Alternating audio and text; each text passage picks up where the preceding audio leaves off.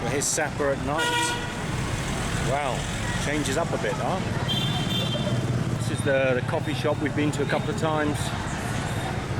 Cafe. And yeah, probably light enough out here to film like daylight. Michelle didn't want to come out for a walk tonight. Done a lot of walking through the bay. And yeah, I just thought I'd take you out for a nighttime stroll. See what's happening in the streets of Sapa. So we're coming up to the Lakeside.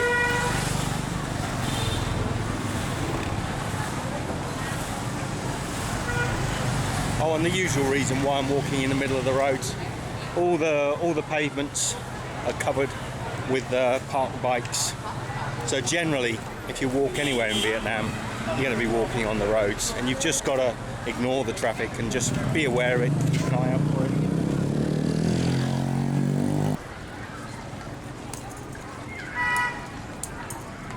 They're always playing this sort of foot shuttlecock type game. Forget the name of it. You can comment down below if you know the name. But some of them are very good, some of them are okay. So it's a good sport.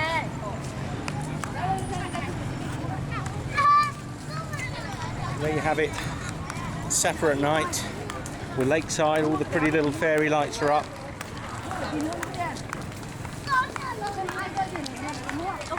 And down here in the late afternoon, people, well actually now by the looks of it, people take out these pedalos. You can see, I don't know if you can see it out there, there's a swan pedalo. There's usually a line of them across here, so I know there are several of them out on the lake at the moment. But they don't usually take them out until sort of later in the day when the sun's a bit down in the sky. It's not that hot in Sapa, it's about 26, 27 degrees. But I think it's nicer in the late afternoon. So there's got to be at least maybe 10 swan pedalos out there somewhere. Let's go along a little bit, see if I can see some more.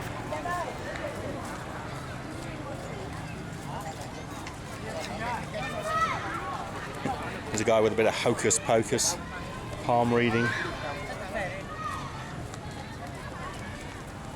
Cynical. Not really cynical, but sensible. Yeah, probably. But a lot of people, there's several of those palm readers around, and there's lots of people that just rock up and sit and have their palms read. And they've got all these exercise machines along the lakeside. They've actually got these exercise machines all over Sapa. It's like somebody spent a small fortune putting them in, but nobody actually uses them apart from the kids. All the kids that are begging in the streets, they sit on them all day long. I don't know if you can see out there now, there's several swans. I've seen at least, in a tiny little town like Sapa, I've seen at least 10, no, probably close to 5 banks of these exercise machines, and I've never seen any of them in proper use. It's a nice idea, and it works. It works in many cities. Clearly here, I don't think anybody is really using them. There's a little, I did see one guy actually working out on one of them in the city centre. There's one in that square, not far from where I started, where all the bright lights were. Here there's a big load of AstroTurf on the floor, and I think one of the guys here sort of rents out fishing rods so people can come here and go fishing. Yeah, I'll show you. I'll take you down to the water side. So I think this guy rents out fishing rods. You can probably see just out in the lake there, the bright green lights, they're little floats on the water. Can't see any fish anywhere though. No, I don't think they're catching fish. Unless they're taking them straight over to the restaurant here and eating them. There's nothing living on this AstroTurf. It's quite appropriate, really. Good evening. Hello, how are you? Oh, monks on the street at night in Sapa. Now where are we? There's a lot of actually food restaurants. Let me just skip out the way of this car. A lot of food restaurants along the lakeside. They're mainly doing Vietnamese style barbecue, so it's working out anywhere between 10,000 and 30,000 per stick, so per small stick of meat, vegetables.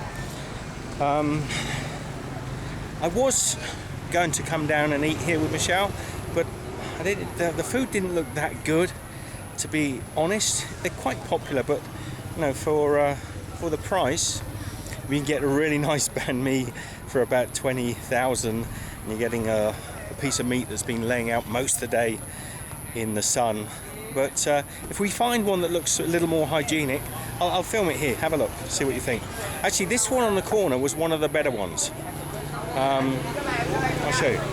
So they got the they've actually got like a jerky meat here. Hello, how are you?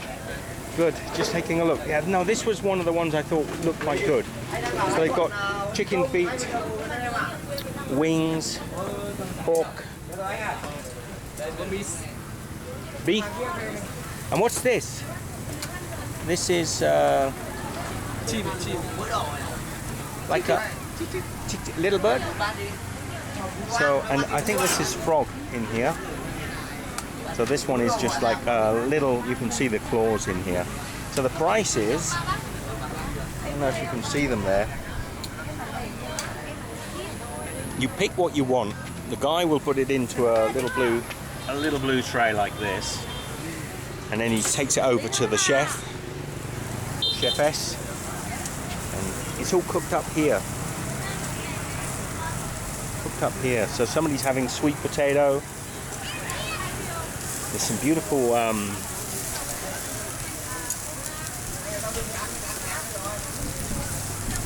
hello, how are you? Good? Barbecue, huh? Hot? Oh, you have the pan here. Oh. Yeah, actually this was one of the ones I thought was, because they're all along this this waterfront, and most of the ones a little further down look pretty ropey to me, but this one I actually thought was quite nice. So if we do decide to eat here, I think this is maybe where we will come. And they've got like buffalo beef jerky here. Lovely bits of beef jerky. I must get a piece to try. And here's some little fish on skewers. Here again are the small chickens. Hello. How much is the jerky? 200 for one piece. And it's buffalo? Cow? Beef.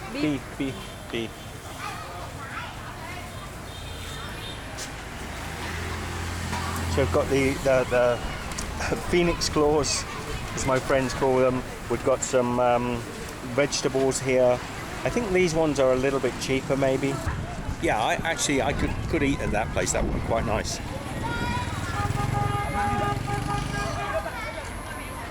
So report back to Michelle, see whether we might come out for a barbecue one night.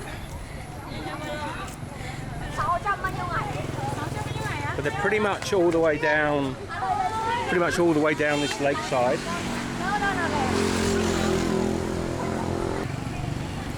Actually, even up the side streets here now. They weren't here earlier this afternoon. So they're opening up all along these back roads, back from the lake. It seems really popular food, you know, proper traditional Vietnamese style barbecue. Not like we would have in the West where you sat inside a nice air-conditioned building with a little pit in the centre and you're cooking your own stuff. No, this is out on the streets. Interesting.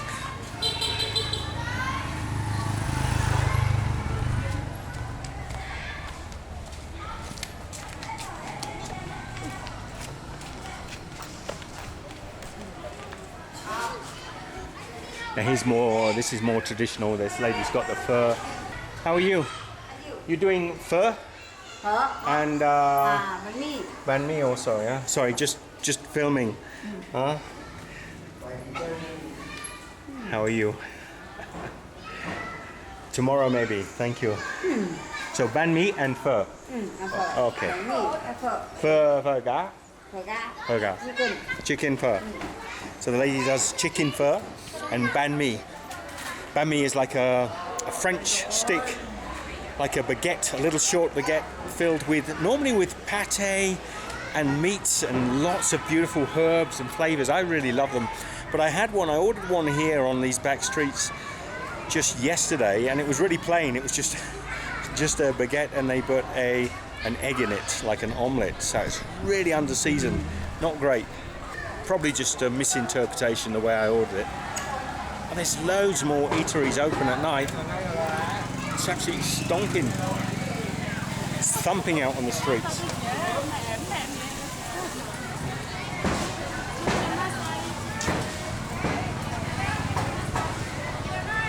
I mean, it's not a huge town. You can pretty much walk around it. Probably goes another couple of 100 meters up this way, down to the lake over there. There's a center plaza over here. There's that monstrosity of a majestic building. I'm not sure what it is. Well, it's a station, but it's a station for a cable car. That's over the far side. And there are people galore. Actually, it's not as busy as Hanoi. There's wealth up here as well, though. You can see somebody's got all the money. There are lots of Lexus, BMWs, Mercedes, even the odd sports car. Just down here, I think I saw a Porsche parked on the road. So there's abject poverty and great wealth. And massage parlors. They don't look good at all. I'm going to say that a Sapa massage would not be high on your list. Now, haircuts, I can ask quickly. I've asked in a few places and the prices have been super high, like higher than Hanoi, but I'll ask this guy anyway. How much is a haircut? 100 dong. 100 dong. Okay, thank you. So 100's a little high, but it's about right for a barber shop like that. It's what I probably paid in Hanoi, but I called into one or two midday, and they were going up to they were really sort of ropey establishments, and they were asking sort of 200 plus. Another lady just down near us in the same sort of similar building to that one, she said straight away 50. So I think that's probably about the local rate for a haircut. So up to you. I'll probably get a haircut while I'm here, actually, because we're here for a week or so. Hello. Hello. Hello. What are you up to? You're from Sapa? What? Sapa? Sapa. Right? Oh, what we got here?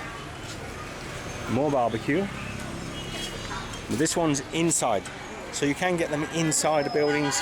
Might be quite nice. There are thousands of these. There's 6 of them just outside my hotel. So it's not as if we're not spoiled for choice.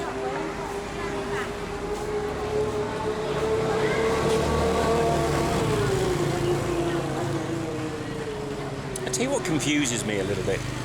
You know, we often have to think twice about whether we buy a new mobile phone because they cost so much money in the West, you know. They've gone up and up in prices over the years. It costs almost as much as a laptop. And here where the salaries are so low and the cost of living is a fraction. I'll just show you this cooking while I ramble a little bit. But hello, how are you?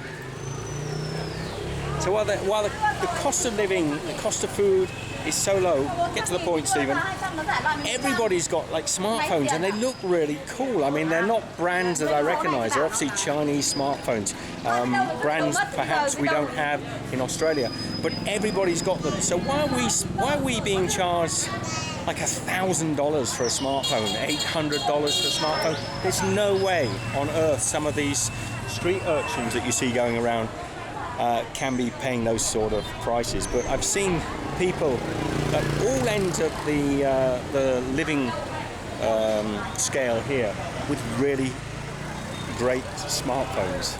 So they can't be paying much for them.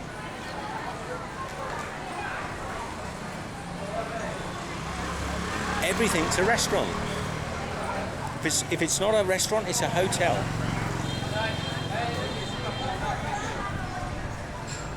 Mainly Vietnamese food. I mean, you're not going to get much choice if you want something outside of Vietnamese food up here, but that's fine. It's good Vietnamese food. So we're back now, coming back down to the square. Renting a bike. If you want to rent a bike up here in Sapa, I've been quoted prices from 80, 90,000. Is that right? 80,000 or 100,000? Get your figures right, because you're talking about in millions here. I get confused. I think it's 80,000 for a day, or up to about 150,000 a day. Now I've seen a lot of people online saying from 80,000 to 250,000, but I've never come across a bike at that sort of price unless they're talking about sort of big modern Western bikes. But generally you're talking about scooters, about pitch about 90,000 a day. The only negative thing here is they only want to let you have it for the daytime hours. So basically, if you want to get it at midday and return it at midday, you have to pay for 2 days. Look at this. Look at this guy.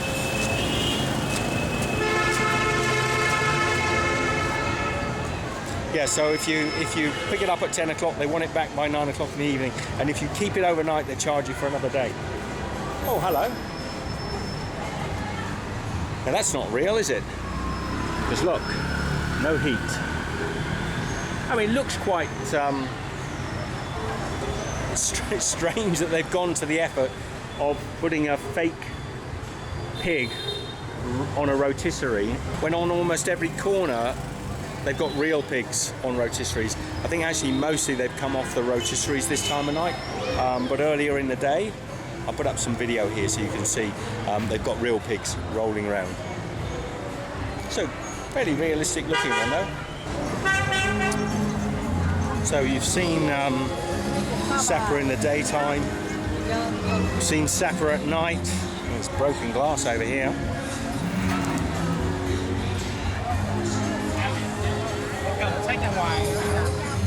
Big pane of broken glass just laying in the street. It's crazy. Yeah, there's no real safety, health and safety, should I say. There's all the little kids selling stuff on the streets again. They've obviously come this side because there's light coming off the building. I've had if you want to know a little bit more about the Hmong people and why they're here selling stuff on the streets, or why they shouldn't maybe be here selling stuff on the streets, check out, I'll put a link down here to tell you a little bit more about it.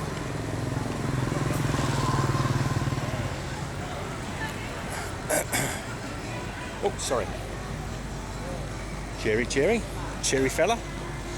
Do you know, I've noticed as well, I don't know if it's just me, but tourists here, mostly miserable as sin.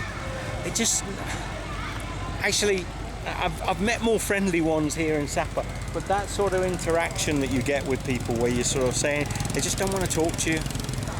And I can imagine maybe they're tired, they've just sort of come a long distance and things. But generally, when you travel, it's all about talking with people and getting involved. Even for long-term travelers like Michelle and I, most of the travel experience is really about who you meet.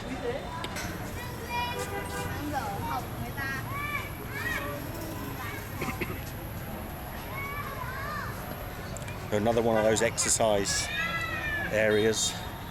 I tell you, there's so many. There are more in this small town of Sapa than I've seen in big towns back home in Australia. We pride ourselves on having really quite nice outside activity areas. I've got a feeling somebody has made a fair bit of money out of this, and they're certainly not being used.